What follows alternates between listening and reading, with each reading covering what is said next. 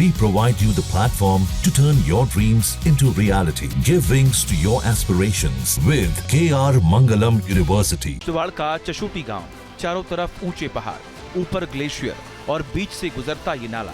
जब बादल फटा तो यही नाला मौत की नदी बन गया। पानी और मलबा गांव के कोने कोने में घुस गया और सब कुछ तबाह कर गया और चंद लम्हों में गांव का गांव मिट्टी और पत्थरों के नीचे दब गया।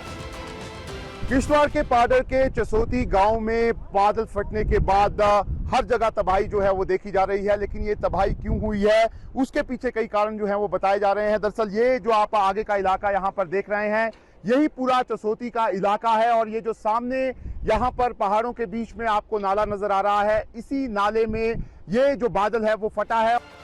उस वक्त गांव के लोग अपने काम में जुटे हुए थे। कोई खेत में था, कोई घर पर, कुछ लोग तो गुरुद्वारे में लंगर खा रहे थे। लेकिन किसी को अंदाजा तक नहीं था कि पहाड़ से मौत का सैलाब टूटने वाला है। करीब 15 किलोमीटर पीछे से सैलाब आया, लेकिन वहां मोबाइल नेटवर्क नहीं था। फोन से किसी को खबर नहीं मिल पाई और जब तक गांव वालों को पता चला तब तक मौत गांव में दस्तक दे चुकी थी। सर ऐसा मैं आया कि हम सब अपने गांव में बिजी थे, यात्री लंगर पे खाना खा रहे थे, तो अचानक आया जिसमें कि लोगों का आना जाना बड़ा मुश्किल हो गया। तो अपने अपने घरों को देख करने पर आए। ऐसे ही इतना कैसे आ गया? पीछे से क्यों? पीछे से कम 15 किलोमीटर की दूरी से आया है। तो वहाँ हमारे ढोक के आदमी थे, उनसे हमारा मोबाइल कांटेक्ट नहीं हुआ क्योंकि वहाँ पे नेटवर्क का असंभव है। इसलिए सब लोगों का ऐसे ही बड़े मुश्किलात का सामना हुआ। रास्ते में कहीं इधर उधर क्यों नहीं जा पाया ये सैलाब जो था? ये ऐसा नहीं जाए, चारों तरफ से घेरा हुआ है। ये ऐसा नाला है, बहुत गहरा हुआ नाला है, इसका आना जाना कहीं नहीं है। ये सीधा आएगा गांव को लपेटने के लिए। ऐसी दुर्घटना आई जैसे ये दुर्घटना हम आज तक देखी नहीं। तबाही की एक और तस्वीर, चशोटी गांव का वो पुल जो 1.5 करोड़ रुपए की लागत से बनाया गया था, जिससे 18 अगस्त को मचैल माता यात्रा के दौरान इनॉग्रेट होना था। वो पुल भी सैलाब में बह गया। सैलाब इतना खौफनाक था कि पानी पुल से 10 फीट ऊपर बह रहा था। उस रफ्तार और उस ताकत के आगे मजबूत से मजबूत निर्माण भी ठह गया। मचैल माता यात्रा के लिए की जा रही तैयारियां मलबे में बदल गई। जो मचैल माता यात्रा की यहाँ पर एक तरह से तैयारियां चल रही थी, उनको भी यहाँ पर एक तरह से काफी नुकसान जो है वो हुआ है। सर, आप ये ब्रिज बना रहे थे, कब से आप ये ब्रिज बना रहे थे और कितनी जल्दी थी आपको? ये ब्रिज स्टार्ट हुआ 15 अप्रैल को 2025 में। तो उसके बाद इनका बहुत प्रेशर था कि मचैल माता की यात्रा जानी है, तो जल्द से जल्द काम खत्म किया जाए। फिर हमने बहुत तेजी से काम किया, हमने तैयार किया। लगभग अभी हमने इसका सब कुछ लॉन्चिंग कंप्लीट करके स्टील बांध के अभी स्लैब की तैयारी थी।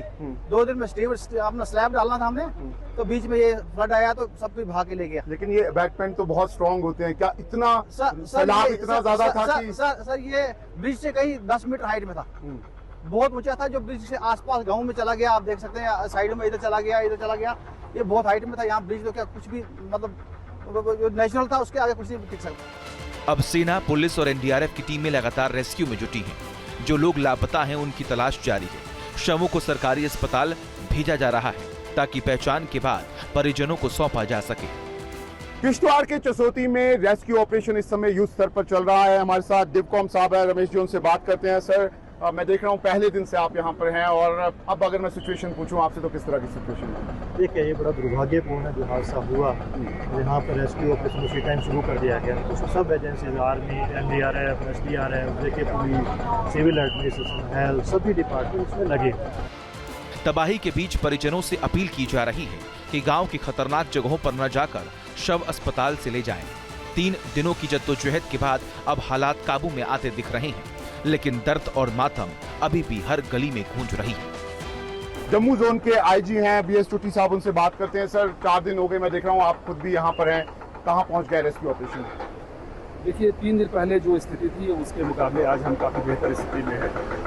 कई सारे मोटल रिमेन्स जो पिछले 3 दिनों की मेहनत के बाद हम लोगों ने रिकवर कर लिए हैं और बट ये कार्य अभी भी जारी है। जैसे आप सामने देख रहे हैं, ये काम चल रहा है। बड़े बड़े पत्थर के टुकड़े यहाँ पड़े हुए हैं जिनको एक्सप्लोसिव लगा करके फ्रैगमेंट किया जा रहा है ताकि उनको हटा करके उनके नीचे के स्थानों की तलाशी की जा सके। तबाही के बीच इंसानियत भी जिंदा है।